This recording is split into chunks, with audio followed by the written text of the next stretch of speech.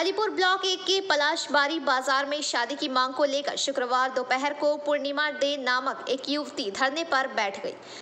गौरतलब है कि पूर्णिमा शादी की मांग को लेकर इससे पहले भी कई बार धरने पर बैठी है।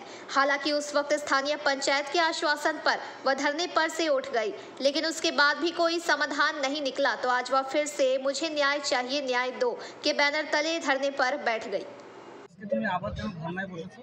সুবিচার চাই। সেদিনকে বিচারে ডাকা হয়েছিল কিন্তু ছেলে আসেনি, সেজন্য আমি বিচার চাই। বিচারে এর আগে পঞ্চায়েতরা বলছিল যে তোমাদেরকে ডেকেছিল, তোমরা নাকি যাওনি। হ্যাঁ, পঞ্চায়েত বলছিল কিন্তু ছেলে না আসাতে আমরা যাইনি। ছেলে না ওখানে কি বিচার হবে? আজকে কখন বসেছে? 1 ঘন্টা। কতক্ষণ থাকবে? যতক্ষণ না ছেলে আসবে, যতক্ষণ না সুবিচার পাবো আমি। ছেলের নাম এবং পরিচয় দাও। ছেলের নাম গৌতম হালদার। কত বছরের সম্পর্ক? 2 বছর। তোমার দাবিটা কি? আমার দাবি আমাকে বিয়ে করতে হবে। ও আমার সঙ্গে অন্যায় করছে, বিয়ে করতে হবে। তোমার সঙ্গে কি রকম সম্পর্ক ছিল? আমার সঙ্গে 2 বছরের সম্পর্ক ছিল। ও আমাকে বারবার বলছে বিয়ে করবে বিয়ে করবে, তারপরে একটা সম্পর্কে জড়িত হয়ে যাই। তারপর ওকে বলা হয় বিয়ে করার কথা, তখন ও বাড়ি ছেড়ে পালায়। এই সুবিচারের জন্য তুমি কোথায় কোথায় দাবি করেছো বা জানিয়েছো আবেদন? আমি মহিলা সমিতিতে জানিয়েছি, পঞ্চায়েত সমিতি, ব্যবসা সমিতি। যাদের কাছে আবেদন করেছো কারা কারা তোমাকে সহযোগিতা করতে এগিয়ে আসছে? আমাদের এখানে তো বলতে সবাই চলে আসছে। ওদের পাটে জীবন সরকার উনি আসেনি, উনি খালি আশ্বাস দিচ্ছে যে বিচার বসাবে, কিন্তু বিচারে ছেলে না থাকায় আমরা কি করে বসবো?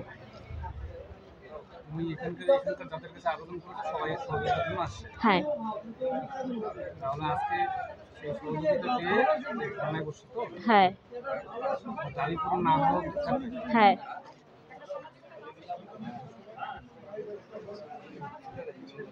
তোমার নাম কি? আমার নাম পূর্ণিমা দে। বাবার নাম কি? কমল দে। বয়স কত তোমার? 24।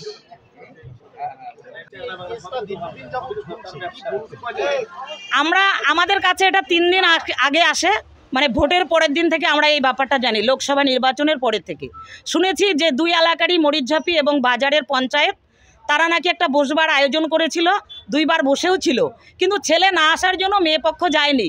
এটা আমরাও মেয়ের পক্ষপাতী, মেয়ের পক্ষেই আমরা কথা বলবো যে যেহেতু ছেলেটা দোষী এখানে, সেখানে ছেলের বাবার সঙ্গে বসে আমাদের কোনো কথা নেই বা মেয়ে বসবে না।